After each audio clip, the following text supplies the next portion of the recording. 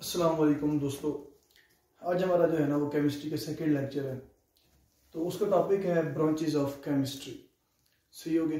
तो आज हम डिस्कस करने जा रहे हैं ब्रांचेस ऑफ केमिस्ट्री। जैसे कि हमने कल देखा था कि केमिस्ट्री जो है ना वो खुद एक साइंस की ब्रांच है। सही हो गया। केमिस्ट्री एक साइंस की ब्रांच है। अब केमिस्ट्री की जो है ना वो फर्दर आगे ब्रांचेज है। केमिस्ट्री एक बहुत ही वास्ट सब्जेक्ट है, यानी कि बहुत ही बड़ा सब्जेक्ट है। क्यों बड़ा सब्जेक्ट है? क्योंकि ये जो पूरी यूनिवर्स है वो केमिस्ट्री की बनी हुई है। टोटल 118 एलिमेंट हैं। वो 118 एलिमेंट में से मिल के जो है ना ये हमारी जो पूरी अर्थ है ये बनी हुई है। इसके अंदर जो जो चीज़ भी है वो उन्हीं 118 एलिमेंट से मिल के बनी हुई है। तो इस वजह से जो है ना अब इतनी बड़ी केमिस्ट्री है, इतनी ज़्यादा वास्ट है, तो हम इसको जो है ना वो डिवीजन करते हैं इसकी, यानी कि हम इसको इसकी ब्रांचेस में जो है ना इसकी डिवीजन करते हैं ताकि हम इसको इजीली अंडरस्टैंड कर सकें। तो केमिस्ट्री की जो ब्रांचेस देखते हैं कौन कौन सी हैं। Chemistry is divided into following main branches. For example physical chemistry, organic chemistry, inorganic chemistry, biochemistry, industrial chemistry, nuclear, environmental and आगे एनालिटिकल केमिस्ट्री। ये 8-9 ब्रांचेज है। इसके अलावा भी बहुत सारी ब्रांचेज है लेकिन ये मेन ब्रांचेज है।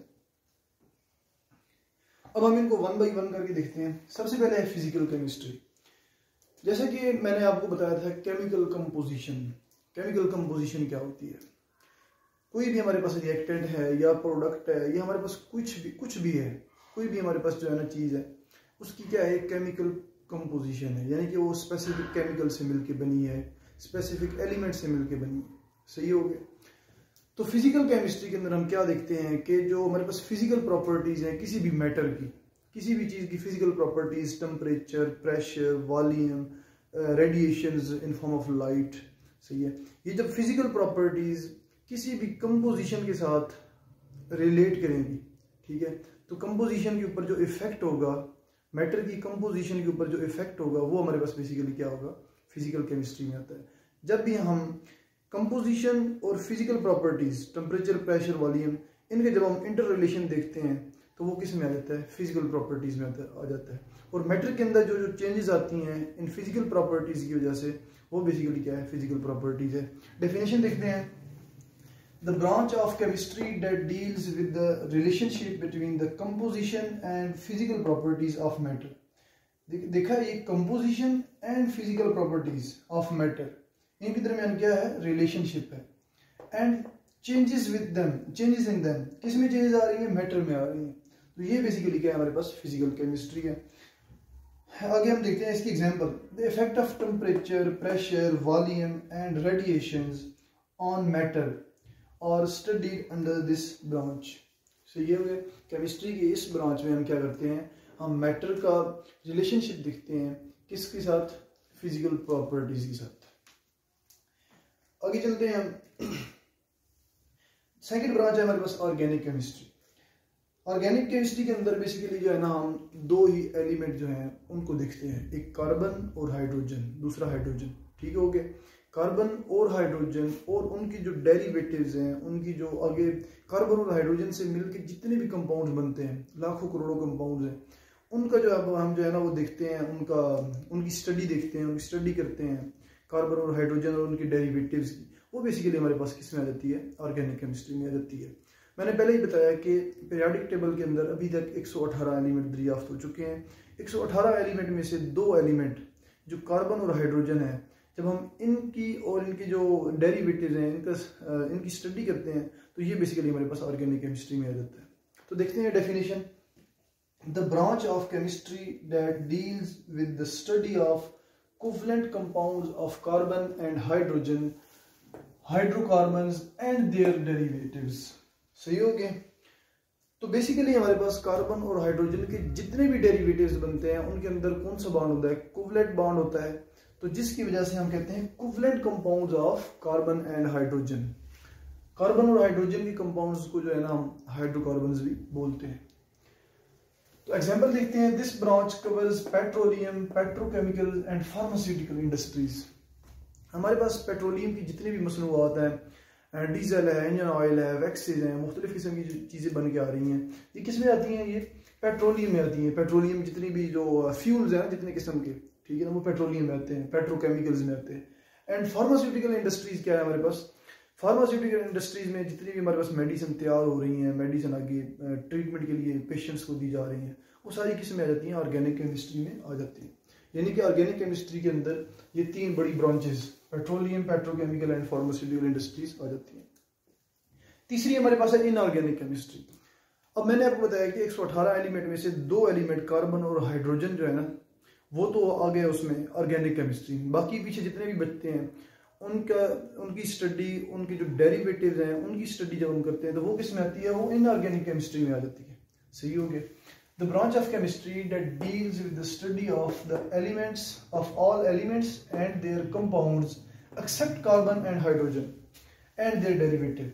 यानी कि सारे एलिमेंट्स जितने भी हैं पीरियोडिक टेबल में वो आ जाते हैं एक्सेप्ट कार्बन एंड हाइड्रोजन के, कार्बन और हाइड्रोजन और उनके डेरिवेटिव के अलावा जितने भी एलिमेंट्स हैं, ठीक है, उनके या उनके आगे डेरिवेटिव हैं, उनकी स्टडी को हम उनकी स्टडी करते हैं तो वो किस में जाती है, इनऑर्गेनिक केमिस्ट्री में आ जाती है। तो एग्जांपल देखते हैं हम, ग्लास इंडस्ट्री है हमारे पास, सीमेंट इंडस्ट्री है, जितनी किस्म के गिलास बन के आ रहे हैं, शीशे बन के आ रहे हैं, ठीक है, मुख्तलिफ किस्म के मिनरल्स हैं, वो किस में आ जाते हैं, ग्लास इंडस्ट्री में आ जाते हैं। आगे सीमेंट इंडस्ट्री, मुख्तलिफ किस्म की सीमेंट्स आ रहे हैं हमारे पास, ठीक है, तो वो किस में, इनऑर्गेनिक केमिस्ट्री की ब्रांच में आ जाते हैं।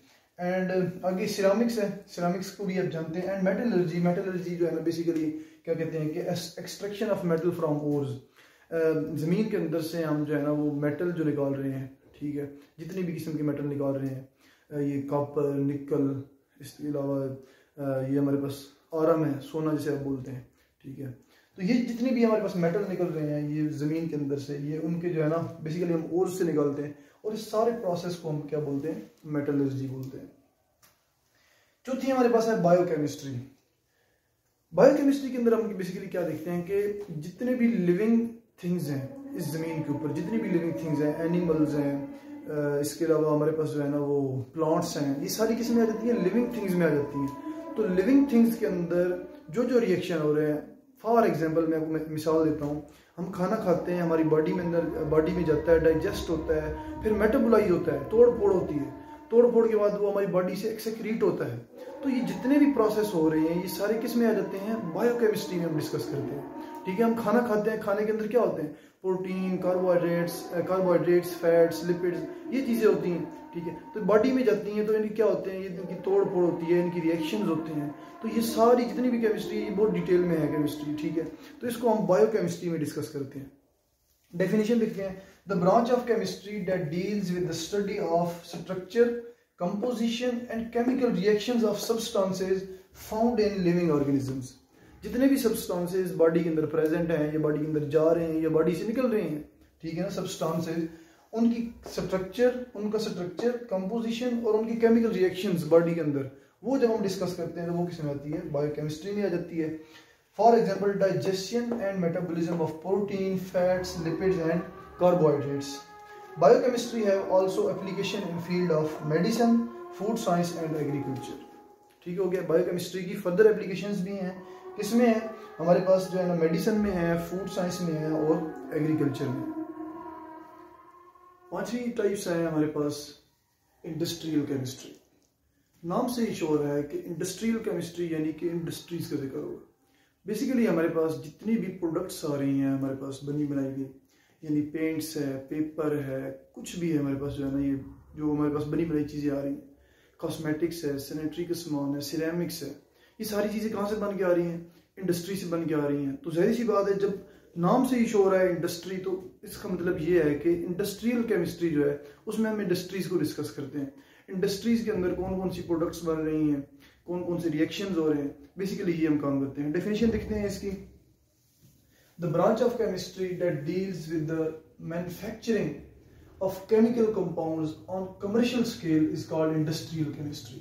मैन्युफैक्चरिंग ऑफ केमिकल कंपाउंड्स, ठीक हो गए, केमिकल कंपाउंड्स कुछ भी हो सकते हैं। इसके अलावा जो है ना हम मुख्तलिफ किस्म के केमिकल भी तैयार करते हैं इंडस्ट्रीज लेवल पे, ठीक है। कौन कौन से केमिकल हो सकते हैं, ऑक्सीजन हो सकती है, ये जो हॉस्पिटल्स में जो हम जो है ना वो ऑक्सीजन यूज करते हैं, ऑक्सीजन के जो सिलेंडर आते हैं, जो पेशेंट्स को ऑक्सीजन लगाई जाती है, ठीक है, ये वो वाली ऑक्सीजन है, ठीक है ना, ये इंडस्ट्री लेवल पे तैयार करते हैं। इसके अलावा क्लोरीन गैस है हमारे पास, ठीक है, अमोनिया है, अमोनिया से हम बहुत सारे फर्टिलाइजर्स बनाते हैं, ठीक हो गया। तो ये जो है ना हमारे पास केमिकल्स है। इसके बाद एसिड्स है, नाइट्रिक एसिड है, सल्फ्यूरिक एसिड है, कॉस्टिक सोडा है, ठीक है ना। ये चीजें जो है ना हम जो है ना ये केमिकल जो है ना ये बनाते हैं इंडस्ट्री लेवल पे, और इन केमिकल से आगे जो है ना हम फर्दर प्रोडक्ट्स बनाते हैं। कौन कौन सी प्रोडक्ट्स बनती हैं हमारे पास? ये फर्टिलाइजर्स बनता है, सोप, टेक्सटाइल्स, एग्रीकल्चरल प्रोडक्ट्स बनती हैं, पेंट्स एंड पेपर्स बनते हैं। सही हो गया? तो ये हो गई हमारे पास इंडस्ट्रियल केमिस्ट्री। आगे हमारे पास छठी टाइप है न्यूक्लियर केमिस्ट्री। न्यूक्लियर केमिस्ट्री के अंदर बेसिकली हम जो है ना जो एटम का जो न्यूक्लियस है ना उससे रिलेटेड जो है ना हम रिएक्शंस देखते हैं। कैसे जरा देखते हैं। The branch of chemistry that deals with the study of radio activity in nuclear process and properties. Radio activity बोलते हैं ऐसे सब्सटेंसेस, ऐसे एलिमेंट जिनसे शुआएं निकलती हैं, ठीक है, जिनमें से रेज निकलती हैं, ठीक है, रेडिएशंस निकलती हैं, अल्फा बीटा गैमा रेडिएशंस, जिनमें से रेडिएशन जो ऑटोमेटिकली खुद ब खुद निकलती रहती हैं, उनको जो है ना हम रेडियो एक्टिव एलिमेंट्स बोलते हैं, और इस प्रोसेस को हम रेडियो एक्टिविटी कहते हैं, ठीक है। तो न्यूक्लियर केमिस्ट्री में हम क्या डिस्कस करते हैं? रेडियो एक्टिविटी डिस्कस करते हैं। दूसरा हमारे पास न्यूक्लियर प्रोसेसेस होते हैं, ये जो एटॉमिक बम बनते हैं, हाइड्रोजन बम हो गया, एटॉमिक बम हो गया, ठीक है ना, ये जितने भी बम बनते हैं ना ये किस में आ जाते हैं? न्यूक्लियर केमिस्ट्री में हम देखते हैं। न्यूक्लियर प्रोसेसेस होते हैं इनमें। इसके अलावा न्यूक्लियर प्रोसेसेस के साथ साथ इनकी प्रॉपर्टीज देखते हैं। एग्जांपल देखते हैं। It has vast application in medical treatment. Medical treatment में जो है ना न्यूक्लियर केमिस्ट्री बहुत ज्यादा इस्तेमाल हो रही है।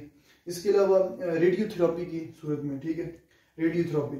अगर प्रिजर्वेशन ऑफ फूड, हम फूड को जो है ना प्रिजर्व करते हैं, फूड को जो है ना महफूज करते हैं। And generation of electrical powers. Electrical powers basically आपने सुना होगा कि पानी से जो है ना बिजली बनती है, बिल्कुल ठीक है, पानी से बिजली बनती है। इसके अलावा न्यूक्लियर केमिस्ट्री जो है ना हम इसको भी इस्तेमाल करके हम जो है ना वो बिजली बनाते हैं, इलेक्ट्रिकल जो है ना पावर जनरेशन जो है ना होती है इससे।